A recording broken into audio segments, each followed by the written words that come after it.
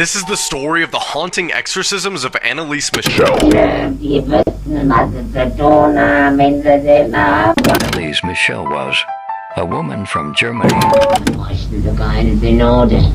Case मुझे सबसे ज्यादा इन्फ्लुएंशियल और सबसे ज्यादा believable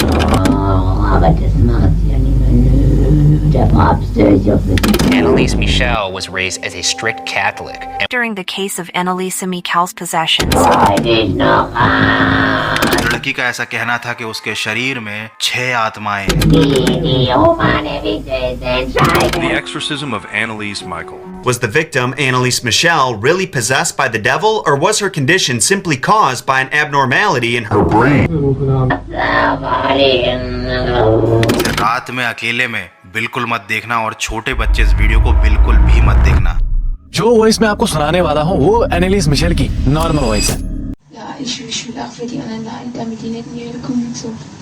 Aber dass die dann so schlimm ist und so grausam und so furchtbar. और अब जो वॉइस आप सुनने वाले हो वो एनालिस मिशेल की वो वॉइस है जब वो बुरी आत्माओं के कब्जे में थी। Ja, aber die wenigste beten. Ja. Und in der Kirche wird am allerwenigsten gebeten, weil die Herrn Pfarrer ja das für unmodern halten.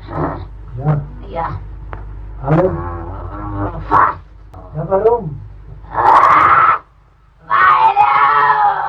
दोस्तों अगर आप गूगल पर सर्च करोगे horror movies, I am sure कि ये मूवीज तो आपने जरूर देखी होंगी, जैसे the Conjuring, the Evil Dead Rise, the Nun etcetera. लेकिन ये सारी मूवीज फिक्शन है। अगर आप इन मूवीज का डिस्क्लेमर भी पढ़ोगे तो वहाँ साफ लिखा होता है इंस्पायर्ड बाय ट्रू इवेंट्स। अब साल 2005 में एक मूवी आती है द एक्सॉर्सिज्म ऑफ एमिली रोज। इस मूवी की जो सबसे खास बात थी वो है इस मूवी का पोस्टर। आप यहाँ पर क्लियरली देख सकते हो, यहाँ पर क्या लिखा है, based on A true story, जो एनालिस मिशेल की सच्ची घटना पर आधारित थी। एनालिस का शरीर ना सिर्फ 1 ना 2 बल्कि 6 आत्माओं के कब्जे में था। मैं कोई बकवास नहीं कर रहा, बल्कि इस सब का प्रूफ है एनालिस की ऑडियो और वीडियो टेप्स जो अभी भी इंटरनेट पर अवेलेबल है, आप खुद भी देख सकते हो। लेकिन इस बात में आखिर कितनी सच्चाई थी और एनालिस मिशेल के साथ आखिर क्या हुआ था, तो ये सब जानने के लिए हमें इस कहानी को शुरू से जानना होगा।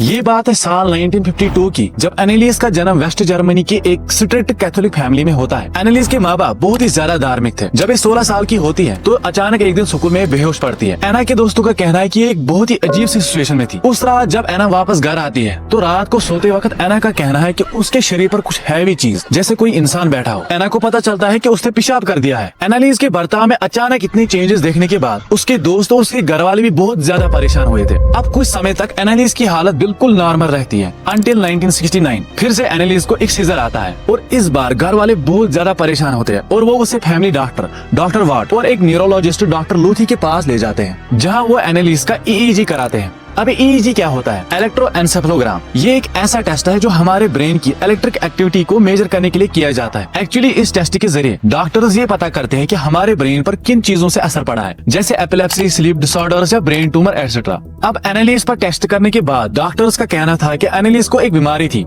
टेम्परल लोब एपिलेप्सी, जिसके कारण ही एनालिस को सीजर्स आते थे। अब मेडिकेशंस के तौर पर एनालिस को 2 ड्रग्स दिए जाते हैं, डेलेंटिन और टेग्राटॉल। ये ऐसी मेडिसिन है जो हमारे ब्रेन में न्यूरॉन्स की ओवर एक्टिविटी को कम करते हैं। अब शॉर्ट में समझो कि ये मेडिसिन हमारे दिमाग को नॉर्मल रखने की कोशिश करते हैं। लेकिन इस ट्रीटमेंट के बावजूद भी एनालिस की हालत बहुत ज्यादा खराब होती है। एनालिस कहती है कि उसे परछाइयां दिखती है, शैतानों की, भूतों की। उसके दिमाग में एक आवाज सुनाई देती है जो उसे बार बार कहती है, जिस कारण एनालिस बहुत ज्यादा डिप्रेशन में पड़ती है। कैथोलिक क्रिश्चियंस होली सैक्रेमेंट की एक प्रेयर करते हैं, जिसमें एक घुटनों केवल बैठकर एज अ रेस्पेक्ट की तौर पर प्रेयर करते हैं। एनालिस यही एक दिन में 600 बार करती थी, जिससे एनालिस के घुटने के लिगामेंट्स भी डैमेज हो गए थे। एनालिस के दोस्तों का कहना है कि वो एक बार टेबल के नीचे छुप गई, वो भी 2 दिनों तक, और कुत्तों की तरह भौंक रही थी। कभी मकड़ियां खाती तो कभी कॉकरोच तो कभी किसी परिंदे का सर। एनालिस की हालत इतनी ज्यादा खराब हुई थी कि उसने एक बार अपना पेशाब तक पी लिया। एना के घर वालों का पूरा यकीन हुआ था कि उनकी बेटी किसी बुरी आत्मा के कब्जे में है, इंग्लिश में कहूँ तो डिमोनिक पोजेशन। जिसके बाद ये वो डिसाइड करते हैं कि हम अपनी बेटी का एक्सॉर्सिज्म कराते हैं।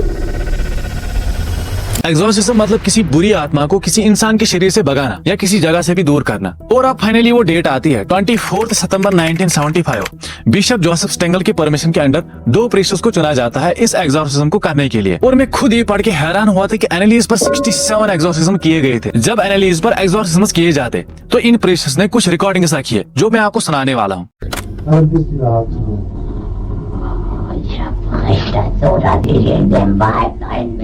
Ich trage dir die Rotznase noch so lang, bis es lebt wird. Ist auch blöde Leute. इसके बाद ही पता चलता है कि एनालिस के शरीर में 6 आत्माओं ने कब्जा कर रखा है। पहला है German dictator Adolf Hitler, Roman emperor Nero, Judas Iscariot. Judas Jesus के 12 डिसिपल्स में है जिसने बाद में उसे धोखा दिया था। फोर्थ इज केन जिसने अपने भाई एबल का मर्डर किया था। इन्हें इस्लाम में हाबिल और काबिल कहा जाता है जिसे कुरान के चैप्टर 5 वर्स 27 में भी मेंशन किया गया है। फिफ्थ है लूसीफर जिसे क्रिश्चियनिटी का सबसे बड़ा शैतान माना जाता है। सिक्स्थ है वैलेंटाइन फ्लैशमैन, 16th सेंचुरी का एक प्रीस्ट जिसे मर्डर के इल्जाम में चर्च से बाहर निकाला गया था। Ja, ich will auch für die anderen Leute, damit die nicht in die Hölle kommen und so. Nein, ihr Klötze! Er war mir Klötze! Oh, so down, er will auch nicht. Die Ruhe gibt nur da oben.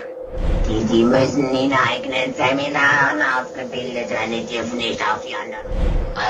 Ich hab deinen Bruder geschlagen. Die Trübe weißt du variiert.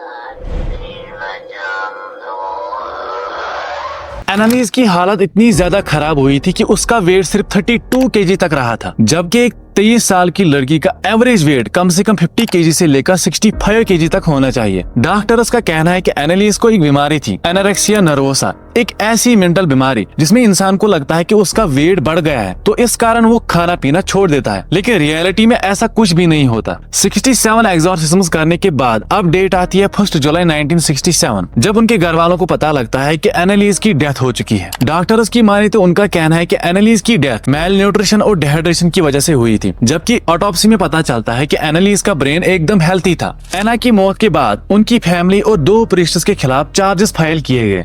यहाँ पर आपके मन में एक सवाल जरूर रहा होगा, क्या भूत प्रेत डीमंस ह्यूमन्स क्या सच में होते हैं? Are ghosts real? अगर इस सवाल का जवाब आप रिलीजियस स्क्रिप्ट्स में देखें तो वहाँ पर इन चीजों का क्लियरली मेंशन किया गया है। For example Bhagavad Gita chapter 9 verse 25, इसमें क्लियरली ये मेंशन किया गया है। Bible version Matthew chapter 12 verse 22 to 28, इसमें भी ये मेंशन किया गया है। ऐसे ही कुरान के चैप्टर 2 वर्स 275 में डायरेक्ट डेमोनिक पोजीशन की बात की जा रही है। इवन चैप्टर 14 वर्स 22 में डायरेक्ट सैटन के स्टेटमेंट्स है। देखो दोस्तों, अगर इस सवाल का जवाब बस एक वर्ड में देना हो तो आई कैन क्लियरली से यस, गोस्ट्स आर रियल। लेकिन एनालिस मिशेल का केस, क्या वो सच में किसी बुरी आत्मा के कब्जे में थी या डॉक्टर्स के अकॉर्डिंग ही उसे कुछ मेंटल बीमारी थी? आपको क्या लगता है दोस्तों? नीचे कमेंट्स में जरूर बताना।